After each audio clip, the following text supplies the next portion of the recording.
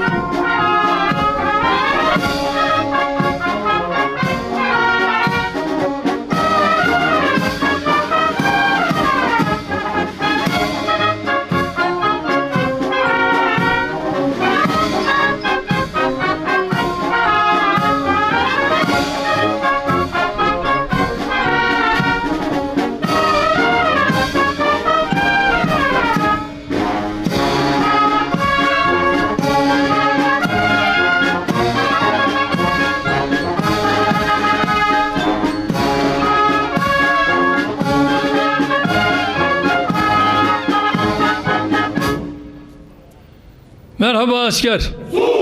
Nasılsınız? Sizler de sağ olun.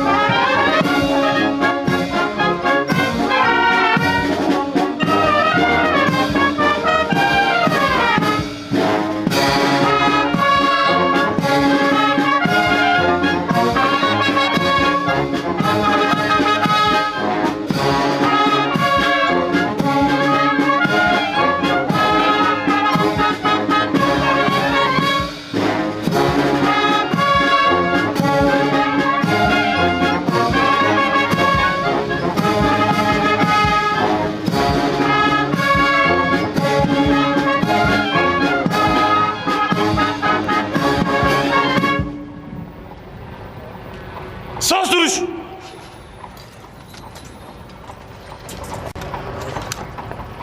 Döner at.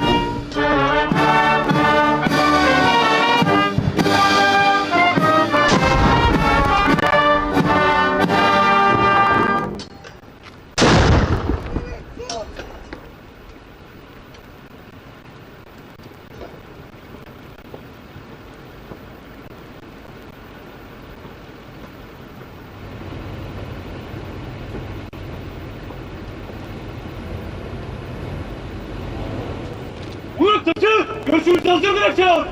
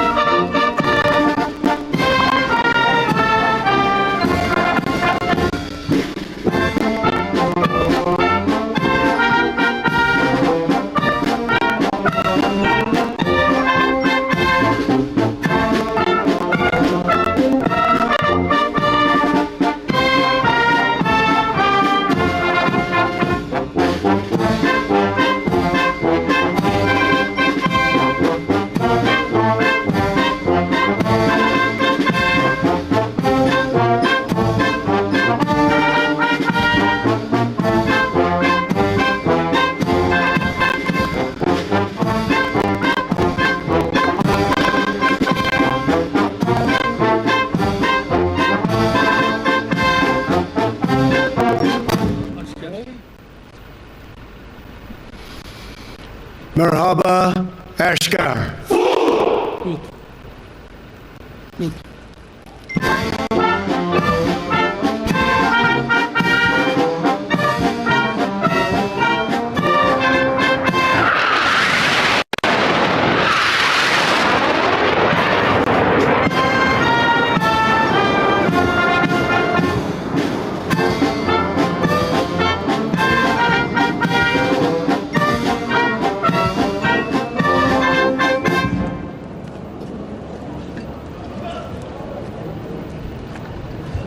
Görev bitmiş gerekçeler! Dur!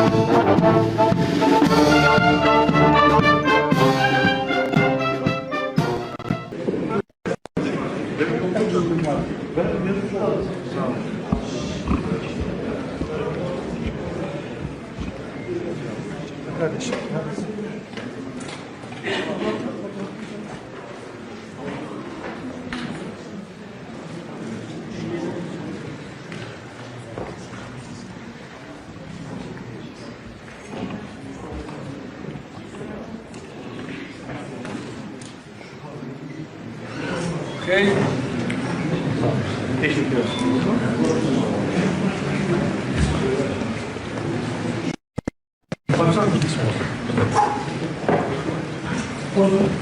Top delegation, passport, and check.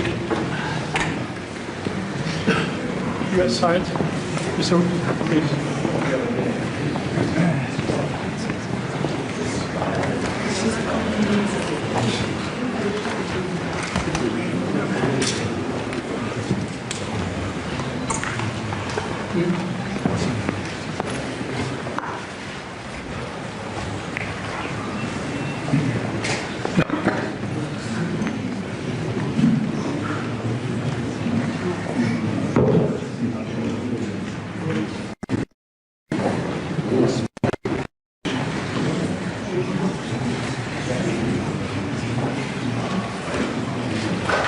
Mr. President.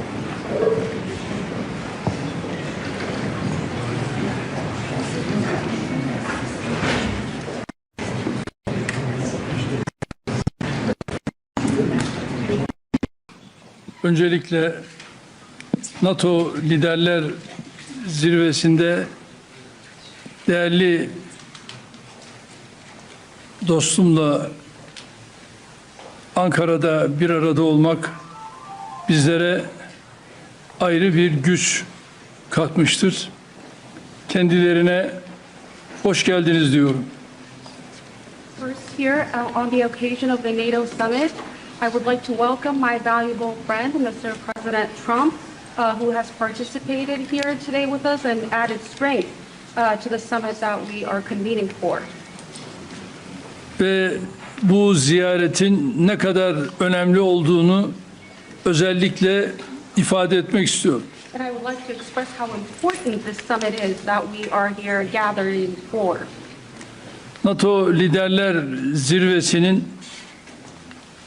bugün Ankara'da yapılıyor olması ve tüm liderlerin şu anda ülkemizde bir araya gelmesi, yarın değerli dostum Sayın Trump'la birlikte olması bizlere ayrı bir güç katacaktır.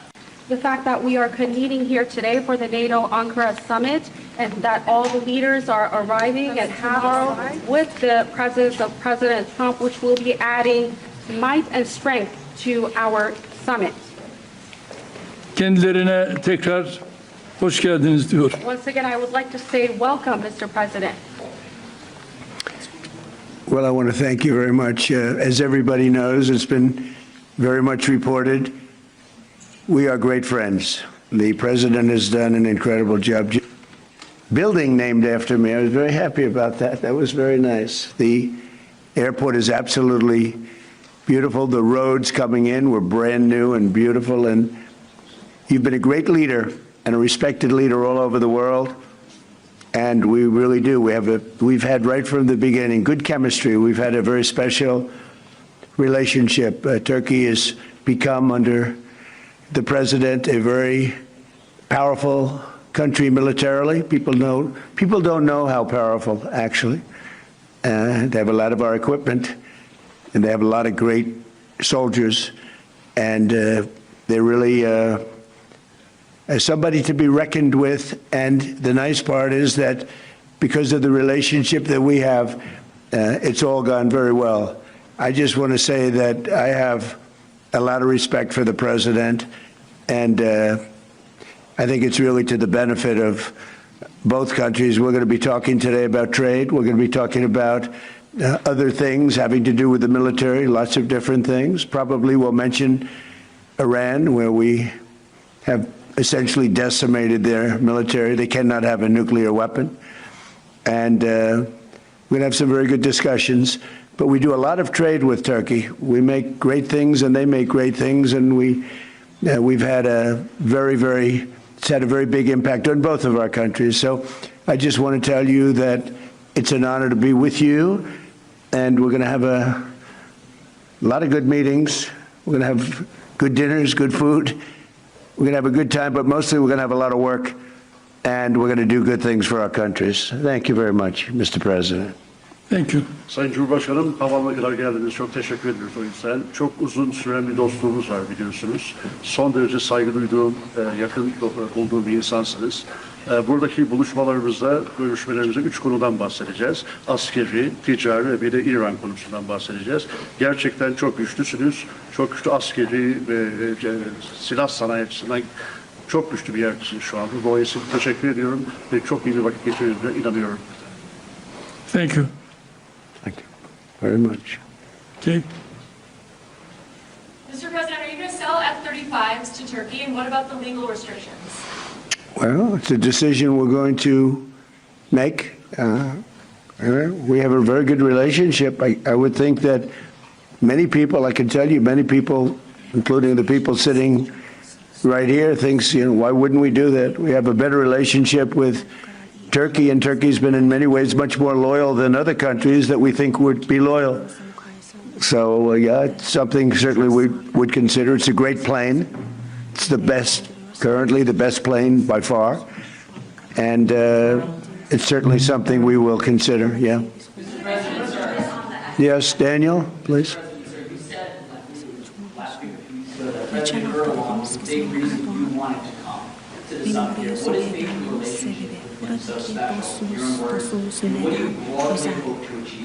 You never know why a relationship is special. Some people you get along with, and some people you don't.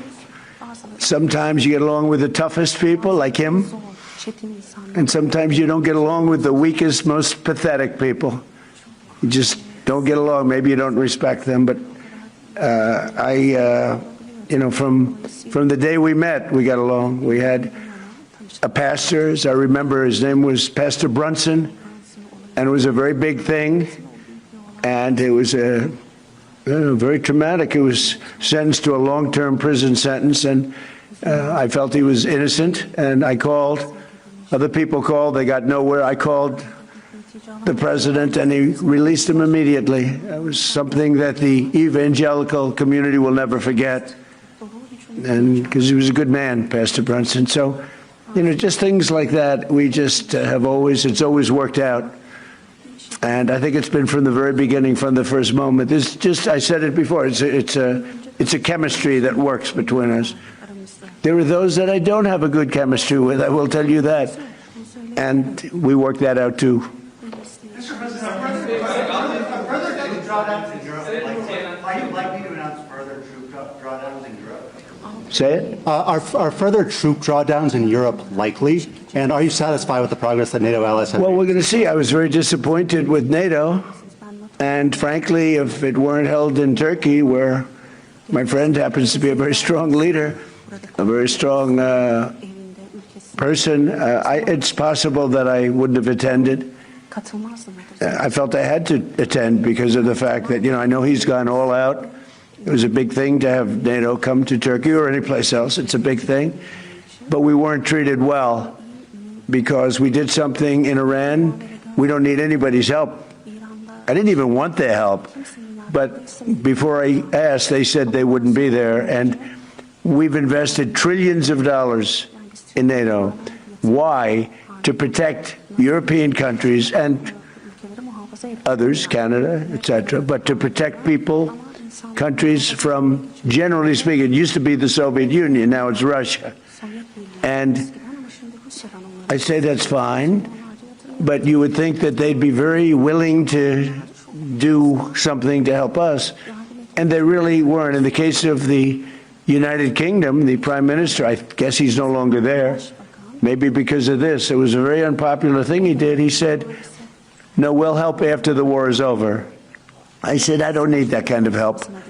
We didn't need any help at all. And in a way, I was testing people. I was testing to see whether or not they'd be there, because I've long said that we helped them, but I'm not sure that they'd be there for us. And Italy turned us down, and Germany turned us down, and France turned us down. And it's okay. But, you know, why are we spending hundreds of billions of dollars and they're not there for us? We've always been there for them.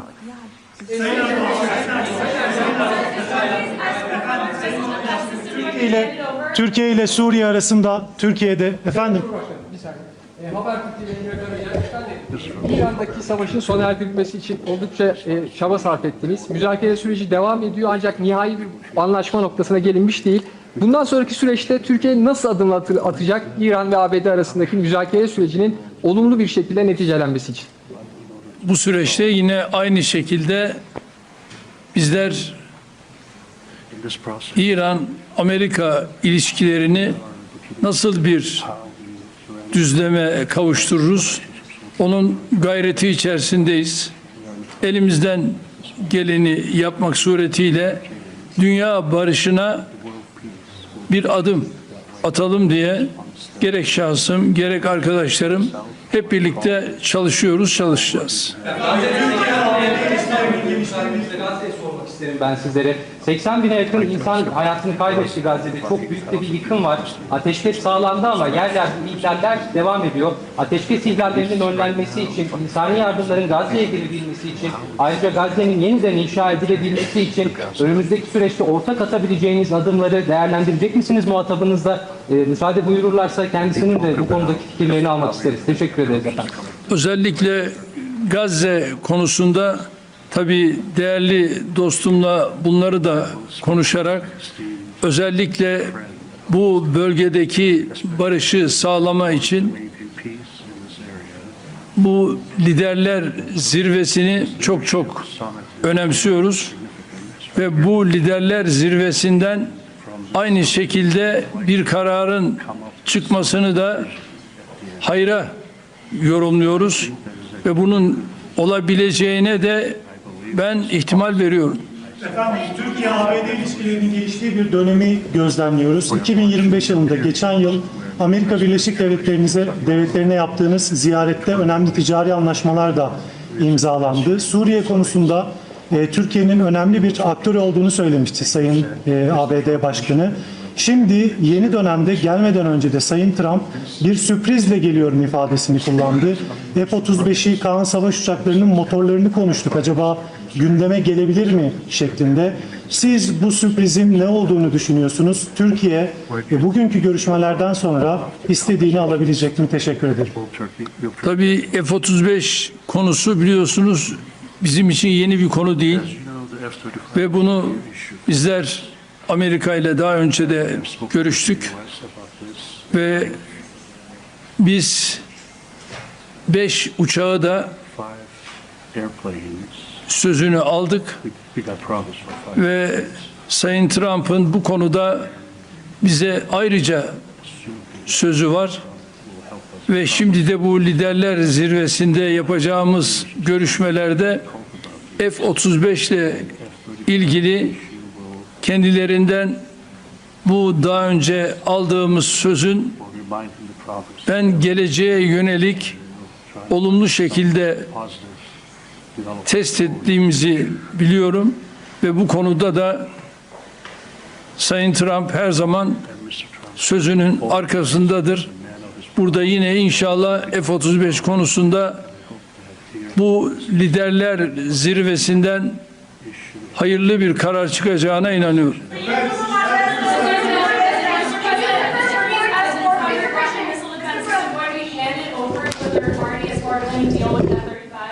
What does that mean?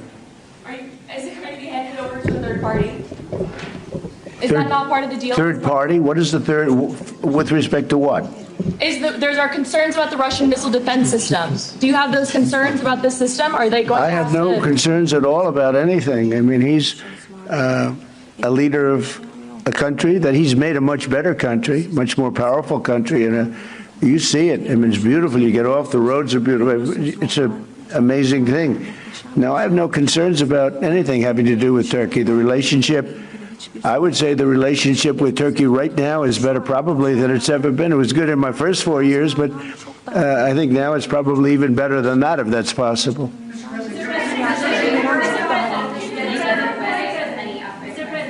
Sir, U.S. military and Turkish military constitute a really strong and large military base for NATO. Are we expecting further defense cooperation out of this bilateral meeting, out of this NATO summit here in Ankara? Well, we're going to find out when I go there. We're going to find out. We're going to be having meetings. I'm very friendly with many of the leaders. You know, some of them are new. We don't know them. But, you know, I've been doing this for now sort of a long time. If you count the 4 years where we had a rigged election, you know, I was very much into politics then, too.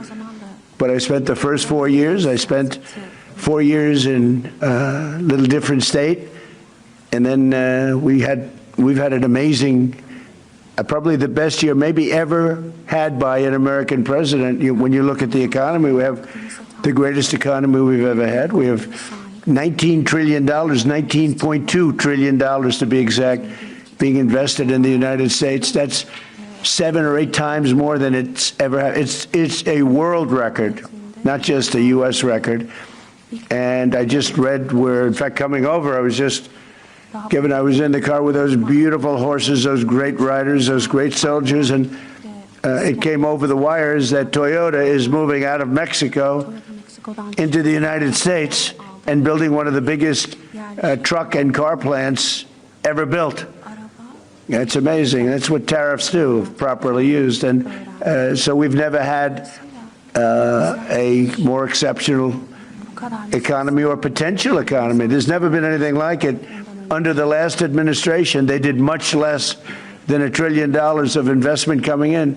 And we're at 19.2 trillion in actually the first 12 months, because that's where it's, you know, really, so we're there a year and a half, so that number is now substantially higher. But 19.2 trillion, Scott, for a period of 12 months. Nobody's ever seen anything like that. So we have by far the greatest economy. We have more jobs right now in the United States than ever before. And we have a great relationship with some countries on trade, and Turkey happens to be one of them. Sayın Cumhurbaşkanım, siz her fırsatta dünya 5'ten büyüktür, daha acil bir dünya mümkün tutuyorsunuz. Bugün konuğunuz Sayın Trump, ABD Başkanı, onun da zaman zaman küresel sistemin mevcut durumuna ilişkin eleştirilerini biliyoruz. NATO'nun iki en büyük askeri gücü olarak bu noktada, bu eleştiriler doğrultusunda ortak bir adım, ortak bir girişimde bulunması önümüzdeki süreçte söz konusu olabilir mi? NATO'da iki önemli ülke olarak gerek Amerika gerekse Türkiye, bizler bu liderler zirvesinden de dayanışma içerisinde güçlü bir çıkışı sağlayacağız ve bunu da başaracağımıza inanıyorum. Sayın Cumhurbaşkanı 24 Mayıs Yağmur Yılı, Rusya-Ukrayna savaşı konusunda savaşın başından bu yana ara buluculuk tesis ettiğiniz, iki ülkenin Dışişleri Bakanlarını Antalya Diplomasi Forumu'nda bir araya getirdiniz. İstanbul'da çok önemli müzakereler yürüttünüz. Bu zirve kapsamında da Sayın Trump'ın Sayın Zelenski ile görüşeceğini biliyoruz. Nihai aşama olarak hangi noktadayız? Savaşın sonlanması konusundaki gidişata ilişkin değerlendirmeniz nedir? Teşekkürler. Antalya Diplomasi Forumu'nda Dışişleri Bakanlarımız bir araya geldiler. İstanbul müzakere sürecini de... Is that for me? Burada. Are you asking me or are you asking the president? The president, yes. Biz Rusya-Ukrayna arasındaki bu gelişmeleri de yine değerli dostumla burada paylaşacağız, görüşeceğiz ve ona göre de adımlarımızı atacağız. Televizyon kanalından Hatice Kübra Bal, benim sorum da aslında az önce biraz yanıtladınız ama Türkiye'nin 5. nesil uçağı Kaan motorları için F-110 motorlarından söz edeceğiz. Aynı zamanda kasa yaptırımları ve bu bağlamda da F-35 alımı ile ilgili aslında bu görüşmeden bir somut sonuç bekleyebilir miyiz? Onu merak ediyoruz.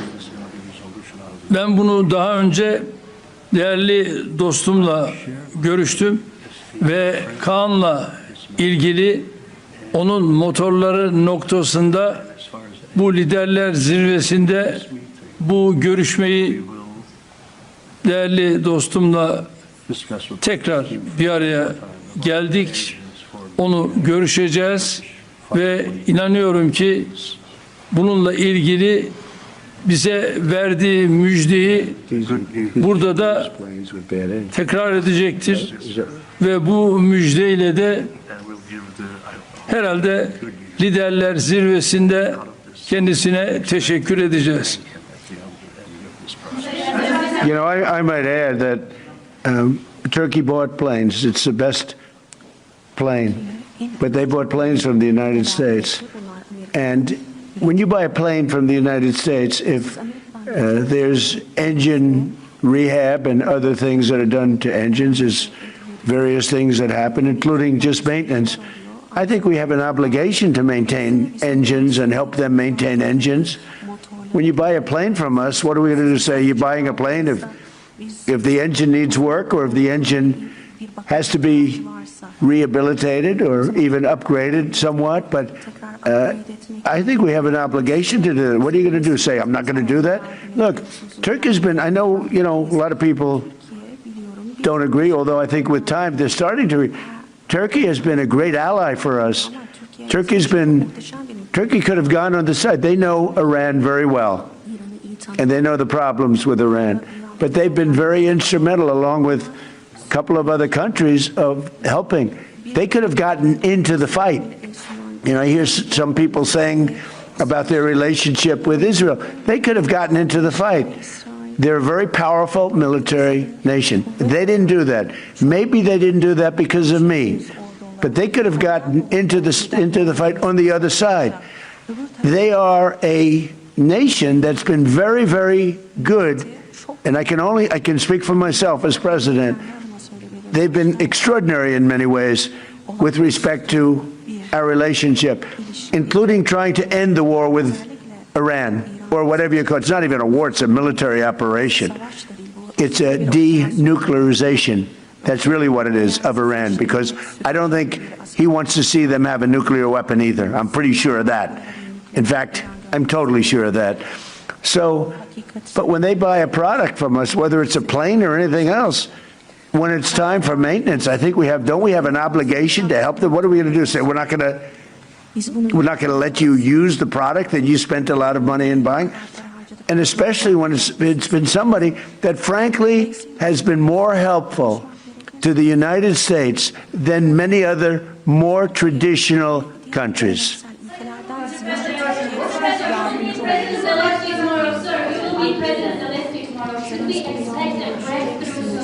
I do. I had a very good talk with President Putin, who, by the way, has a lot of respect for President Erdogan, a lot of respect for him.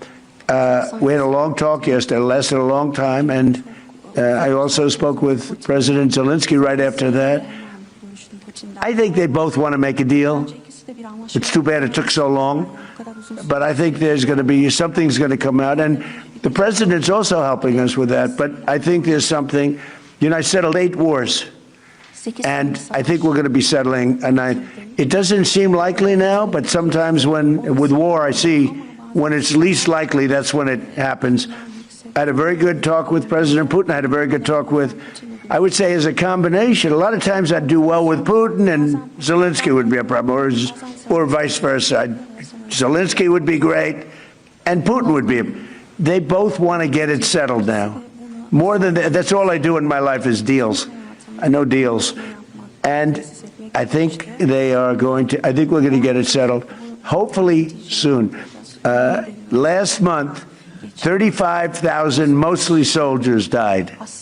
The month before that, it was 24,000. The month before that, it was 27,000.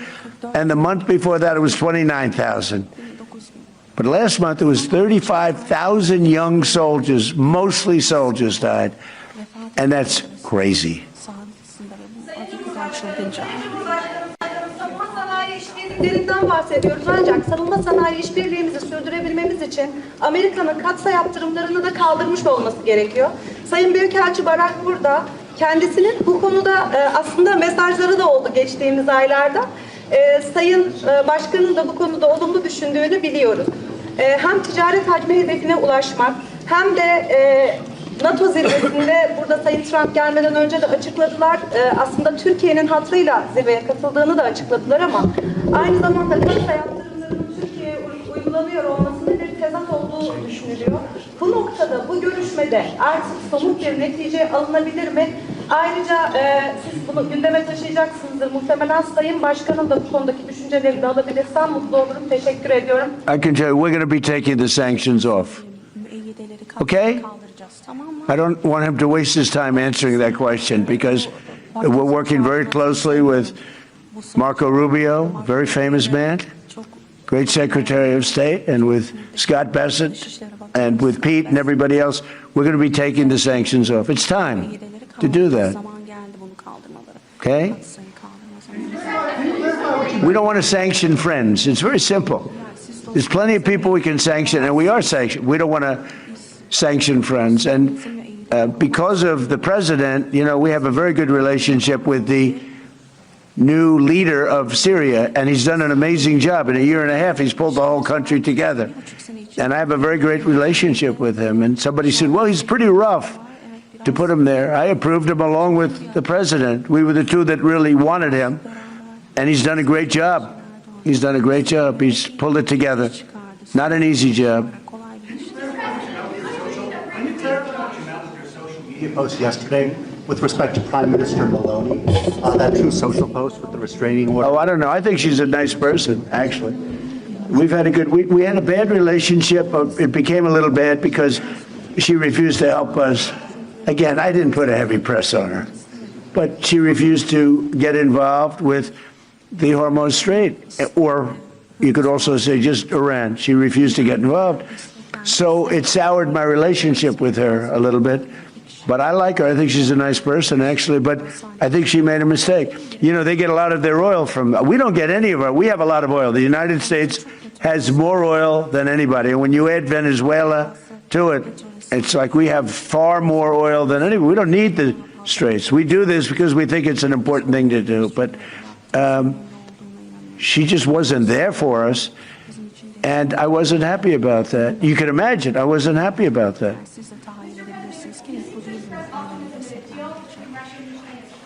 Why do you think that? What conditions have changed? Did Putin seem... About with what? Russia-Ukraine. Did Putin seem open to any concessions that he Never had? changed. I just don't want him killing people. You know, it doesn't affect the United States. When Biden was here, he gave them hundreds of billions of dollars worth of equipment. Now I sell the equipment for, you know, fair price, the full price. And I sell it not to Ukraine, I sell it to the European Union. They pay us. But with me, it's not anything to do other than I'd like to save lives. You have 25, 35, 30.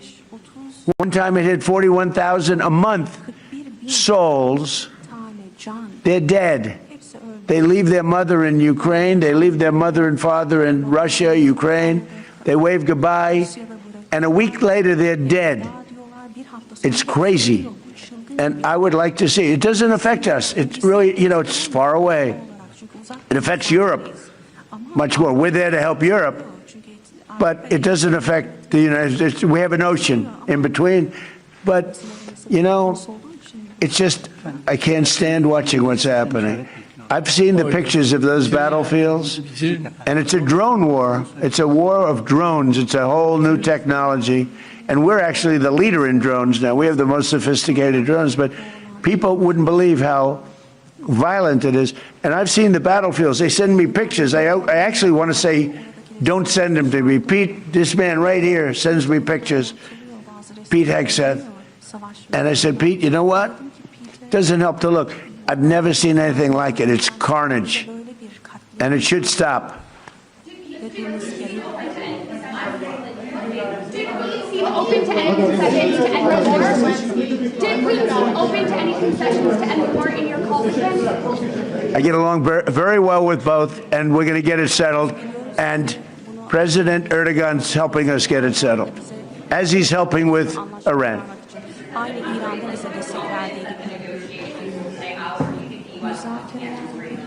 With respect to what? Well, that's what hurt my relationship with NATO, because Greenland doesn't help Denmark. Denmark doesn't spend money to really help Greenland, but it's an important part for the United States. And it's surrounded by China ships and Russian ships. And that's not going to happen. The ships it's not going to happen. It was Greenland that, and it continues to be, that should be controlled by the United States, not by Denmark. And when they wouldn't go along with it, and with all the money we spend to help them with Russia, and we don't have to spend any money, we could remove all of our soldiers out of Europe. Because as you probably noticed, Europe's a very different place than it was 20 years ago. A lot different, much different.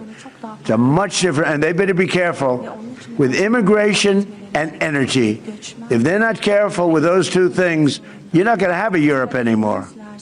Okay, thank you very much, everybody. Değerli arkadaşlar,